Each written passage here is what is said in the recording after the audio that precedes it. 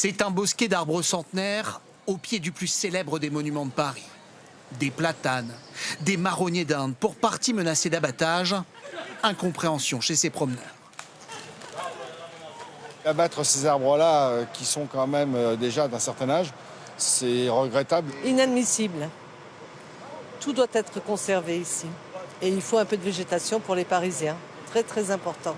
En cause, un grand projet de réaménagement des espaces verts voté il y a quelques semaines par la mairie de Paris.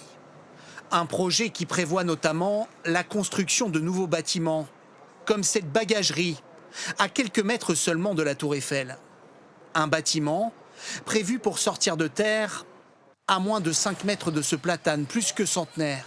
Un arbre remarquable qui, pour ce défenseur de l'environnement, ne survivra pas à l'opération. Un arbre ancien, si vous attaquez ses racines, c'est littéralement son talon d'Achille. Il est quasiment certain qu'il n'y survive pas. Une petite forêt urbaine dont la présence très ancienne est attestée par de nombreux documents historiques.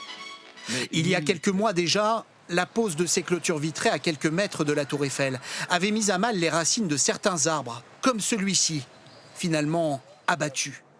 Cette fois-ci, ce sont aussi de futurs bureaux qui menacent directement une vingtaine d'arbres. Artificialisation absurde, selon cette association. On est ici en espace boisé classé. Normalement, on n'a pas de construction, si vous voulez. Lancée il y a quelques jours, cette pétition pour sauver les arbres a déjà recueilli plus de 70 000 signatures. Ce week-end, le bras droit de la maire de Paris promet donc de revoir sa copie. Aucun arbre centenaire ne sera abattu, nous en prenons l'engagement. Ce projet qui prévoit aussi la plantation de plus de 200 nouveaux arbres, comme ici sur le pont de l'Alma, sera donc en partie réétudié dans les prochains jours.